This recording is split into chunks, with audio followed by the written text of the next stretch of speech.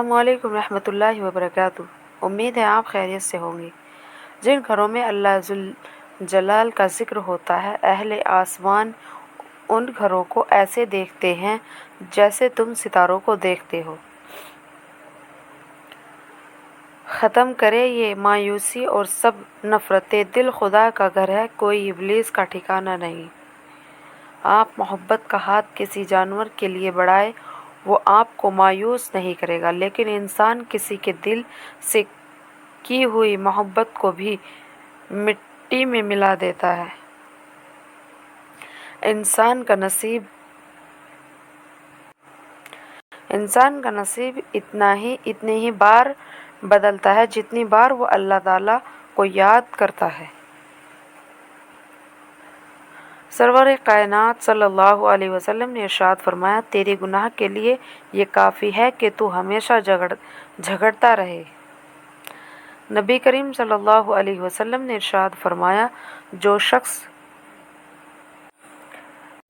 पाबंदी से इस्तग़फ़ार करता है, अल्लाह ताला उसके लिए हर तंगी से निकालने का रास्ता बना देता है।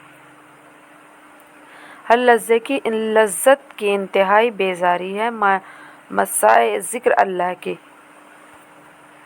रसूल अल्लाह सल्लल्लाहु अलैहि वसल्लम ने इरशाद फरमाया, रमज़ान में अल्लाह ताला का ज़िक्र करने वाले की मग़फ़िरत हो जाती है और अल्लाह से मांगने वाला महरूम नहीं रहता।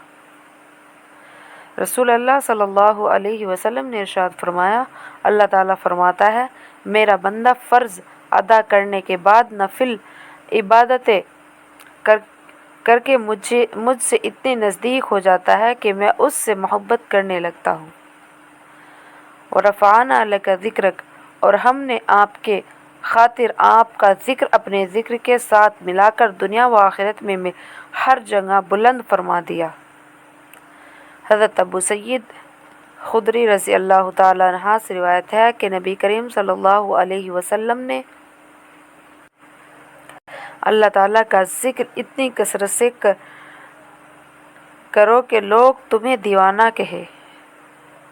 नबी करीम सल्लल्लाहु अलैहि वसल्लम ने फरमाया, अल्लाह ताला का ज़िक्र इतनी कसरत से करो कि लोग तुम्हें दीवाना कहे। ए मेरे अल्लाह, मुझे मजबूर लोगों की मजबूरियाँ ख़त्म कर दे। अपनी रहमत के सदक़े हर घर में खुशियों की बारिश अता फरमा। आमीन सुरमा आमीन। कमेंट में आमीन लिखे। अल्लाह का ज़िक्र करना रसूल अल्लाह सल्लल्लाहु अलैहि वसल्लम से मालूम किया गया कि बंदों में सबसे अफजल और क़यामत के दिन अल्लाह के नज़दीक सबसे बेहतर कौन है। आप सल्लल्लाहु अलैहि वसल्लम ने फरमाया, जो मर्द और औरत कसरत से अल्लाह का ज़िक्र करने वाला है, हर रुकावट में कोई ना कोई बेहतरी छिपी होती है। जो अल्लाह तक ले जाए उसे ठोकर नहीं कहते।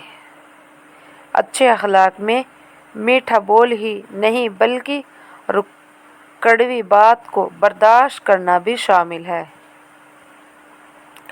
रसूल अल्लाह सल्लल्लाहु अलैहि वसल्लम ने इरशाद फरमाया, बीवी की कमज़ोरियाँ तलाश करने से मना फरमाया है।